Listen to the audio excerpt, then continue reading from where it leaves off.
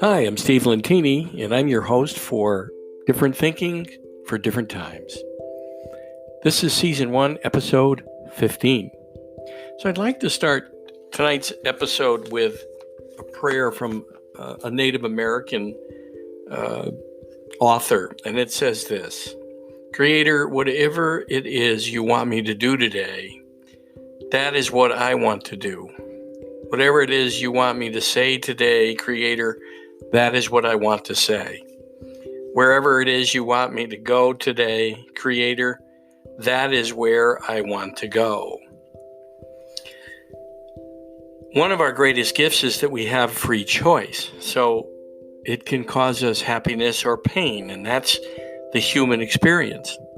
Having free will implies that we have more than one choice. So in our humanness, we can make choices that create pain and suffering for us and those around us. The Ernest Holmes of Science of Mind writes, we must expect to experience the logical result of our thought and acts, be it good or what we call evil.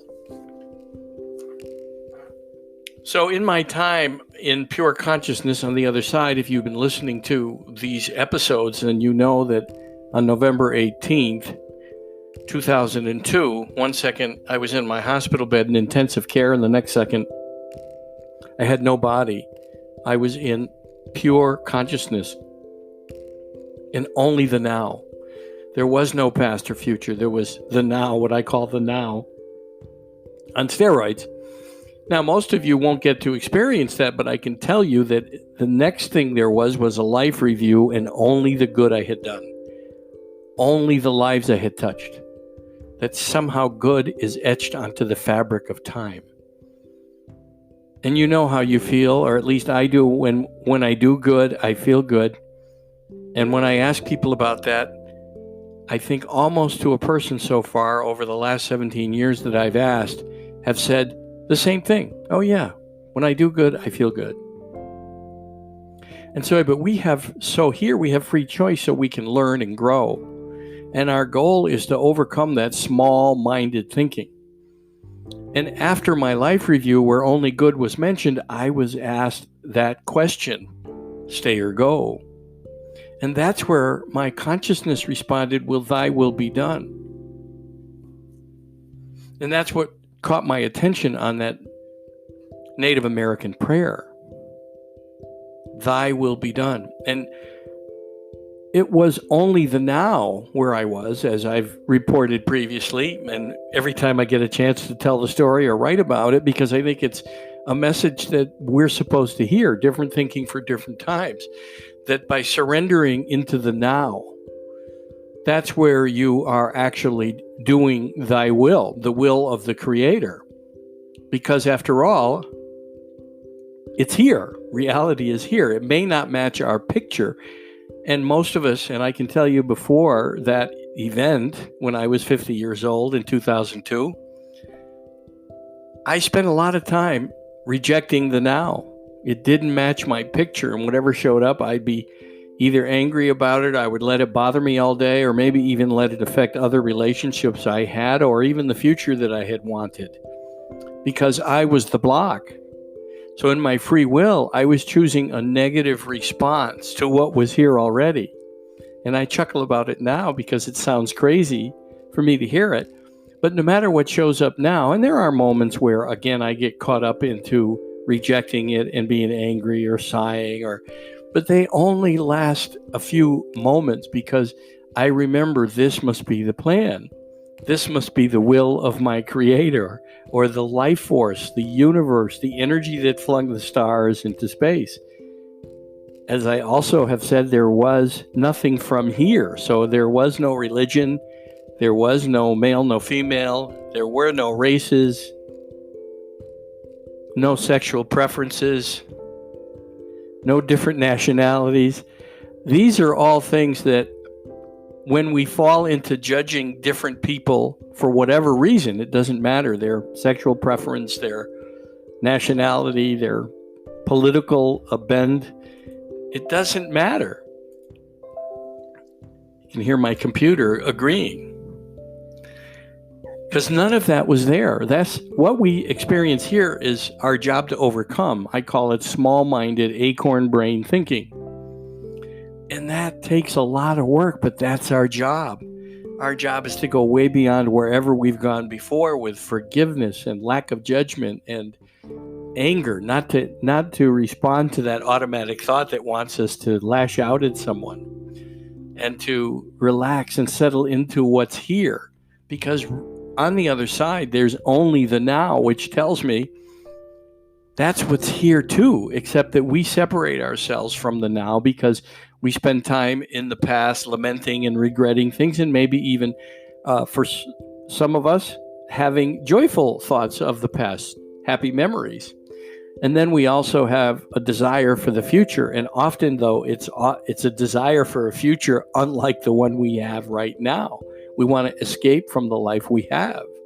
And so we spend a lot of time thinking about the future. Now, it's great to have goals and to use those goals to honor the gifts you came here with, so that to follow your passion, follow your heart. If you have a desire in your heart, you have the tools to manifest that desire and create what it is that you want.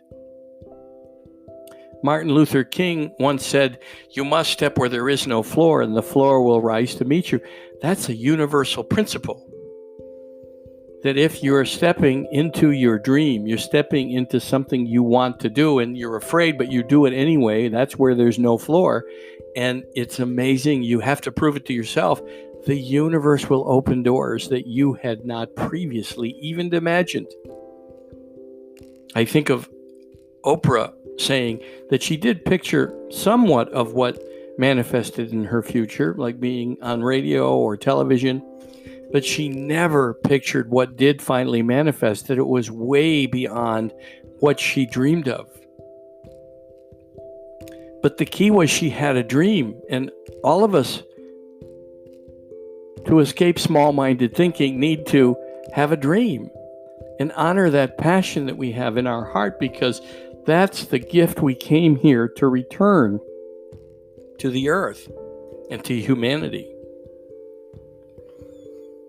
So my 50 years before that event on November 18th, a lot of it was spent wanting something bigger, wanting to do my own work, my own writing, my own trainings. And here I was, a licensee of another program. And on that day, November 18th, it basically was a flood or a forest fire. It gave me the opportunity to start anew, a fresh start. And back in my body, I didn't want to give up that license to that training program that I had, because my small-minded acorn brain thinking was that was mine to do. And those around me, thank God for friends that were willing to risk my wrath.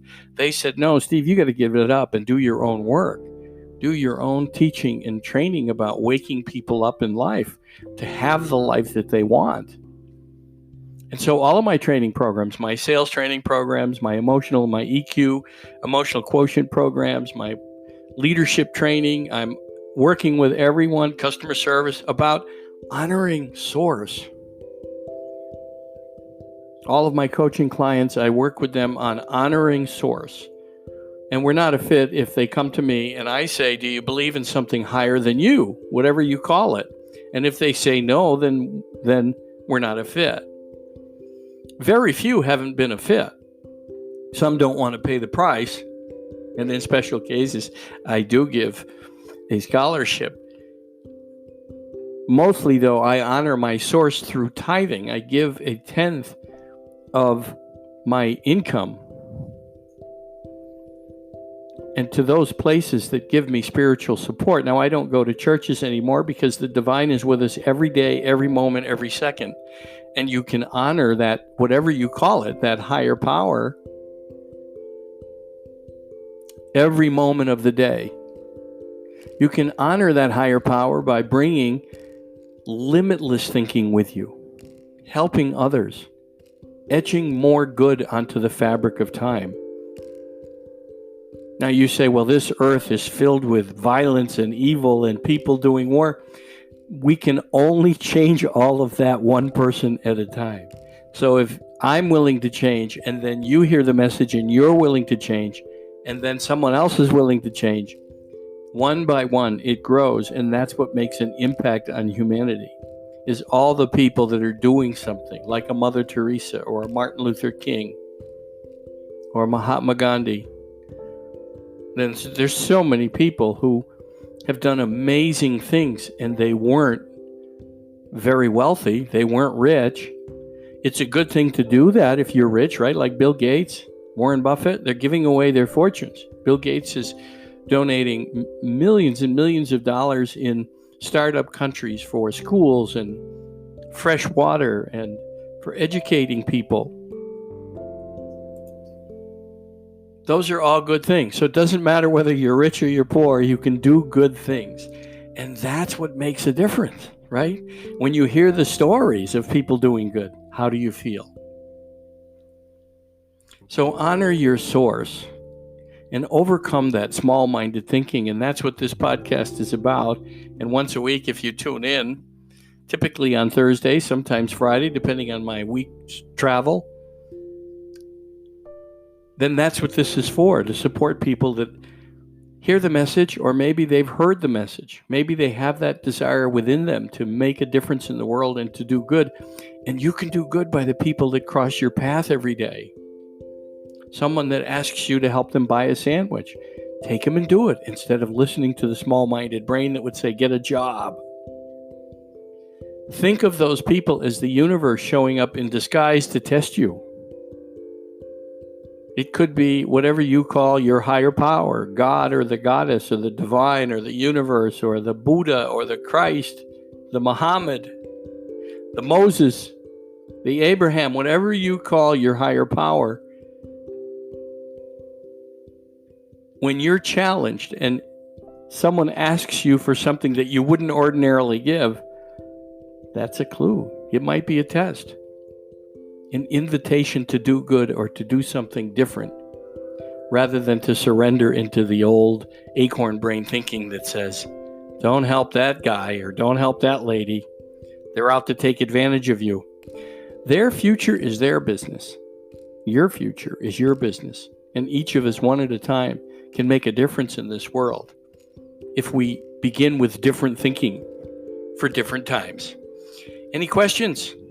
Steve at stevelentini.com, Steve at stevelentini.com. I'd like to, if you'd like to be on the show and have me interview you on the podcast, I'd love to have you. If you have a near-death story, or if you have some other story of a miracle in your life, or where you've been a miracle for someone else, let me know. Steve at stevelentini.com. We live in a miracle.